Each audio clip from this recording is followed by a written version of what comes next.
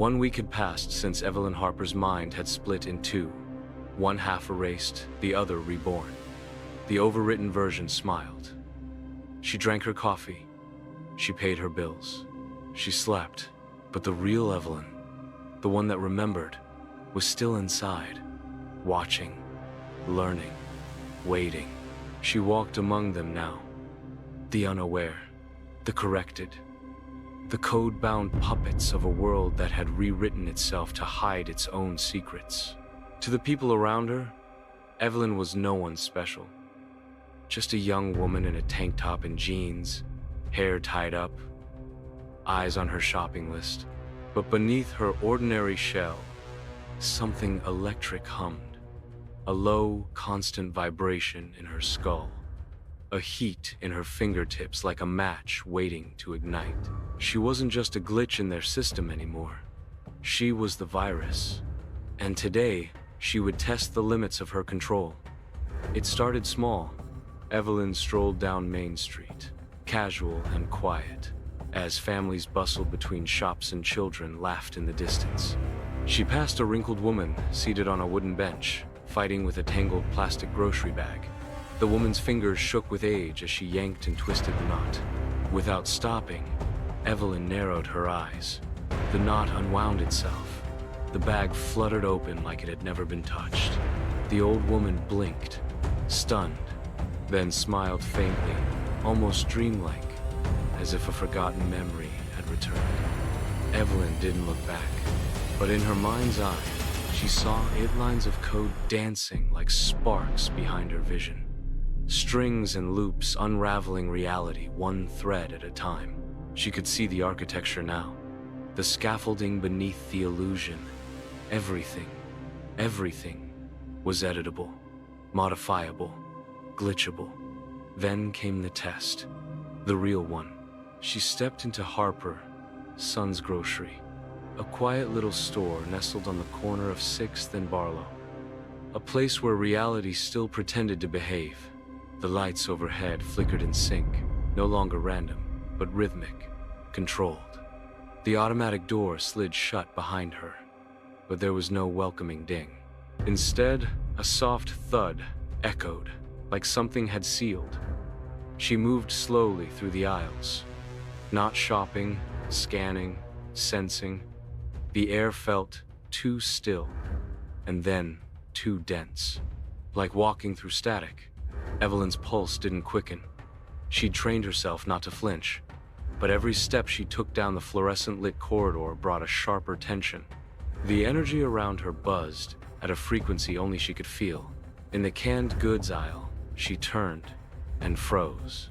A man halfway down the row stood as if unplugged, hand outstretched toward a can of baked beans, fingers twitching mid-air. His face was blank, eyes glazed, breath shallow. Evelyn turned her head slowly. Near the dairy cooler, a woman stood blinking at a gallon of milk, her eyelids closing and opening in perfect 5-second intervals. A pattern, a loop. Behind her, a child dropped a toy car, but the car never hit the floor. Time hiccuped, and then everyone stopped. The shoppers, the employees, even the soft buzz of the refrigerators. All movement ceased, like puppets with their strings cut. Evelyn stood in the center of a frozen world and smiled. They had found her. A shimmer rippled across the glass of the meat counter, warping like heat waves. Evelyn spun toward it. Gone. Then came the whisper. Code breach. Sector instability. Virus confirmed. Her ears rang with it, but not from sound. It echoed in the base code of the room itself. They were inside the store's reality grid now, watching, preparing to quarantine her. Evelyn lowered her hood, let them see her. She raised her hand, fingers glowing faintly blue, like sparks beneath her skin. Her pupils shifted lines of code rippling like water in her irises. Reality trembled. The tiles beneath her feet buckled for a second, then snapped back. Shelves warped like rubber before correcting themselves. Cereal boxes flickered between brands like a slideshow from alternate timelines. She didn't panic. She focused, and she changed one thing. Just one. Time. The world didn't freeze. It stopped. Gravity paused. Sound vanished. Milk poured in a perfect arc, suspended like sculpture. A shopping cart hung mid-fall, wheels still spinning in midair.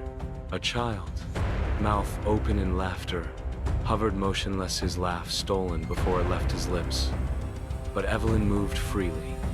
She walked past the man with the beans, leaned in close, whispered, "You're just a line of code, but I remember what you were before." The man's head jerked violently. His eyes rolled into white static.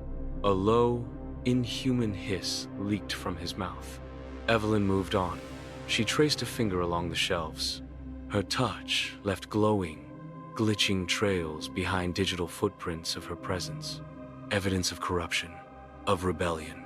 And then she summoned them. From the frozen shadows of aisle 13, they stepped through. 3 figures, tall, broken, flickering silhouettes of humanoid forms made from cascading lines of code.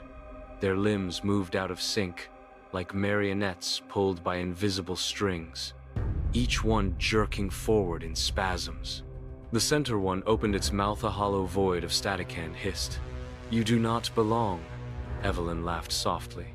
Then raised both hands like a conductor about to unleash a symphony of chaos. "Let's play."